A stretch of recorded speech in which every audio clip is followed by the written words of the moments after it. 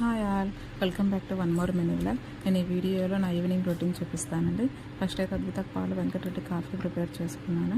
Next వాళ్ళకి ఇచ్చేసానండి. ఏంటోనండి, నాకు ఈ సాఫ్ట్వేర్స్ని చూస్తుంటే పాపం అనిపిస్తుంది. ఇప్పుడు చూడు వర్క్ అని చేస్తూనే ఉంటారు. వెంకటరెడ్డి అయితే ఆఫ్టర్నూన్ 1కి లాగిన్ అయితే నైట్ 11 వరకు చేస్తూనే ఉంటారండి. అది నార్మల్ డేస్లో. అదే కనుక వాళ్ళకి ఎక్కువ వర్క్ ఉన్నా ఏమైనా ఇష్యూస్ వస్తున్నా కానీ అది ఇంకా మిడ్ నైట్ 3 అవుతుందో 4 అవుతుందో కూడా తెలియదండి. ఇంకా దాన్ని మిడ్ నైట్ 3-4 అంటే అది మిడ్ నైట్ అవ్వదు, ఎర్లీ మార్నింగ్ అవుతుంది. నేను నైట్ అయితే వర్క్ చేస్తూనే ఉన్నారండి. ఇష్యూస్ వస్తున్నాయి, ఫిక్స్ అవ్వట్లేదని. ఇంకేం చేద్దామంటే తప్పదు కదా, కూటి కోసం కోటి విద్యలు ఉన్నారు. దాంట్లో మనకు తెలిసింది ఈ విద్య మాత్రమే. కానీ రిలేటివ్స్కి ఫ్రెండ్స్కి మాత్రం సాఫ్ట్వేర్స్ వాళ్ళ బ్యాక్ అండ్ చేసే వర్క్ కానీ వాళ్ళ యొక్క వర్క్ ప్రెజర్ కానీ కనిపించదండి. ఓన్లీ వాళ్ళ యొక్క సాలరీస్ మాత్రమే కనిపిస్తూ ఉంటాయి.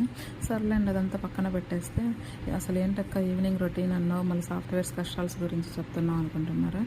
ఏంటోనండి, నాకు వెంకటరెడ్డిని చూస్తే అలాగే చెప్పాలనిపించేసింది. నెక్స్ట్ వచ్చేసి నేనైతే వీక్లీ 3 days పూజ చేసుకుంటానండి. అది థర్స్డే, ఫ్రైడే, సాటర్డే. మిగిలిన డేస్లో నాకు కుదరదండి. పాపను చూసుకోవటం, ఇంట్లో వర్క్ చేసుకోవటం, ఆఫీస్కి వెళ్ళటం, వీటన్నిటి వల్ల నేనైతే 3 days చేసుకుంటానండి. ఈ 3 daysకి అయితే ముందు రోజు నైట్ నేను అన్ని ఇలానే ప్రిపేర్ చేసి పెట్టుకుంటానండి. గ్యాస్ గట్టి క్లీన్ చేసుకోవటం, దేవుడి ఫొటోస్ అన్ని క్లీన్ చేసుకోవటం, ఇవన్నీ ముందు రోజు నైటే ప్రిపేర్ చేసి పెట్టుకుంటానండి.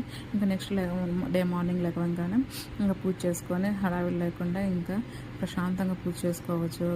హడావిడి లేకుండా పనులన్నీ చేసుకొని ఆఫీస్కి కరెక్ట్ టైంకి వెళ్ళిపోవచ్చు అనేసి నేను ఈ పనులన్నీ చేసుకుంటే మా అద్విత అయితే అక్కడ అగరబత్తుల శాంతి ఆడుతూ ఉందండి.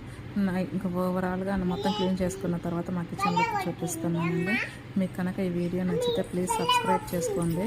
నేనైతే అండ్ ఎంకరేజ్ చేయండి. Thank you, bye.